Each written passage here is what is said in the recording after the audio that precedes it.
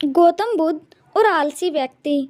गौतम बुद्ध अपने ध्यान में बैठे थे कि वहाँ पर एक आदमी आया। ये आदमी अपने आलसीपन से बहुत ज़्यादा परेशान था। आलसी आदमी गौतम बुद्ध से बोला, महात्मा जी, मेरी मदद कीजिए। मैं अपने आलस्य से बहुत ज़्यादा परेशान हूँ। आप ही कोई उपाय बताइए जिससे मैं आलसीपन से छुटकारा पा सकूँ। गौतम बुद्ध ने उस व्यक्ति से कहा, पहले मुझे यह बताओ कि तुम्हें क्यों लगता है कि तुम आलसी हो। आलसी आदमी बोला, सिर्फ मुझे ही नहीं, मेरे परिवार वालों को और मेरे आसपास के सभी लोगों को ऐसा लगता है कि मैं आलसी हूँ।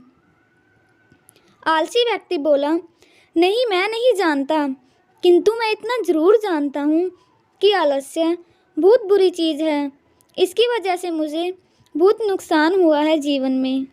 गौतम बुद्ध बोले, जिस परेशानी से तुम छुटकारा पाना चाहते हो, पहले उसके बारे में पूरी जानकारी ले लोगे तो उसे छुटकारा पाना आसान हो जाएगा। आलसी व्यक्ति बोला, भगवान, इतनी बुद्धि तो मुझ में नहीं है। आप ही मुझे इस समस्या के बारे में जानकारी दीजिए। गौतम बुद्ध बोले, आलस्य एक मानसिक अवस्था है, एक विचार है जिसे जाने अनजाने में हम खुद ही जन्म देते हैं। आलस्य दो मूलभूत कारणों की वजह से ही जन्म लेता है। एक है शारीरिक और दूसरा मानसिक। शारीरिक कारणों में पहला कारण है गलत तरह का भोजन। हम सभी जानते हैं कि हमारे शरीर को भोजन से ऊर्जा मिलती है और यह ऊर्जा सजीव चीज़ों से मिले तो अच्छी, यानी कि प्राकृतिक रूप से जो हमें भोजन की वस्तुएं प्राप्त होती हैं, उनसे अगर यह ऊर्जा मिले तो हमारा शरीर इससे अच्छी ऊर्जा प्राप्त करता है। इससे उल्ट यदि हम निर्जीव वस्तुओं से ऊर्जा प्राप्त करते हैं तो यह हमें आलस्य की ओर लेकर जाती है। दूसरा कारण, हमारी शारीरिक गतिविधियाँ भी हमें आलस्य के चंगुल में फंसा सकती हैं। गौतम बुद्ध ने आलसी व्यक्ति को अपने शिष्यों की तरफ इशारा करते हुए कहा कि देखो, इनके चलने फिरने बैठने के तरीकों में तुम्हें कुछ अलग नज़र आ रहा है। जब आलसी व्यक्ति को समझ नहीं पाया तब गौतम बुद्ध ने उससे कहा, मेरे शिष्य जब भी बैठते हैं तो वे रीढ़ की हड्डी को एकदम सीधा रखते हुए बैठते हैं। चलते हैं तो उनके दोनों पैरों के बीच अच्छे से संतुलन बना रहता है और जब वह सोते हैं तो उनका शरीर एकदम शिथिल रहता है। ऐसा करने से उन्हें रात्रि में एकदम सही तरीके से नींद आती है। आलसी व्यक्ति बोला, लेकिन नींद तो आलस्य का ही एक स्वरूप है। बुद्ध बोले, हाँ, अगर इसे ज़्यादा मात्रा में लिया जाए तो। बुद्ध ने इस बात को आगे बढ़ाते हुए कहा, नींद कम मात्रा में लोगे तो तुम्हें अगले दिन थकान महसूस होगी और ऐसा करने से ज़्यादा आलस्य शरीर में आएगा। नींद ज़्यादा लोगे तब भी यही परिणाम होगा। इसलिए नींद को ना ज़्यादा ना कम, एकदम सही मात्रा में लेना अति आवश्यक है। आलसी व्यक्ति बोला, हाँ, यह तो मैंने भी अनुभव किया है। बुद्ध बोले, अब मानसिक कारणों के बारे में जान लो। मानसिक कारणों में सबसे पहले है हमारी पुरानी गलत धारणाएं। अक्सर ऐसा होता है कि हम पहले जिन कामों में असफल हो चुके हैं, हमारे अंदर ऐसी भावनाएं बन जाती हैं कि हम उस काम में हमेशा असफल होते रहेंगे, जिस वजह से हमें उस काम को करने में आलस आता है।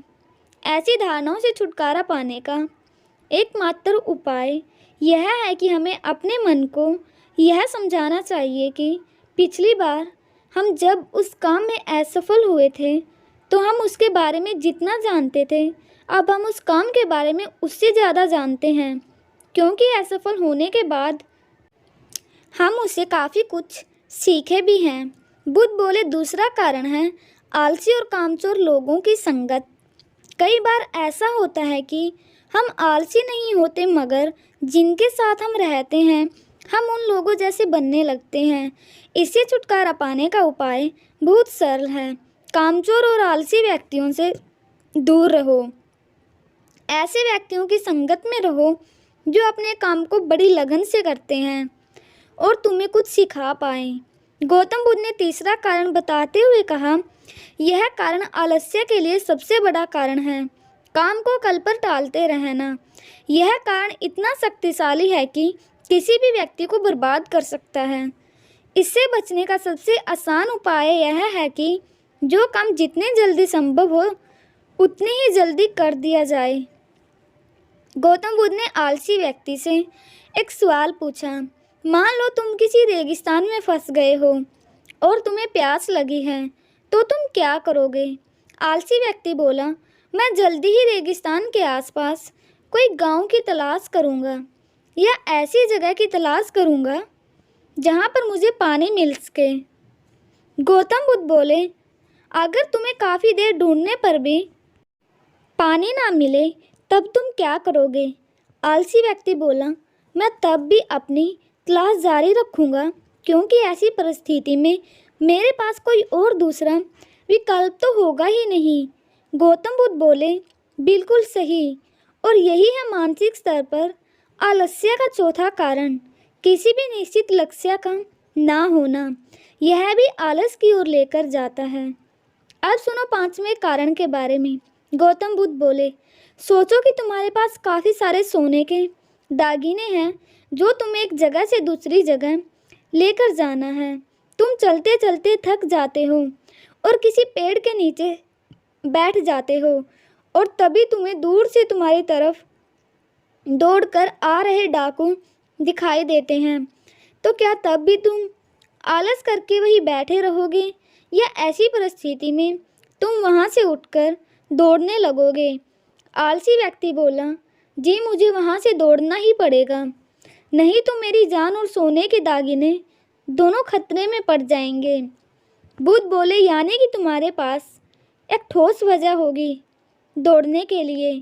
यही है आलस्य का पांचवा कारण, किसी भी काम के लिए ठोस वजह का ना होना। आलसी व्यक्ति महात्मा बुद्ध की बातों से संतुष्ट हुआ। वह बोला, महात्मा जी, अब मैं आलस्य के बारे में सब कुछ जान चुका हूँ और अब मैं इन सभी कारणों पर काम करूँगा और अपने आलस्य को दूर भगाऊँगा।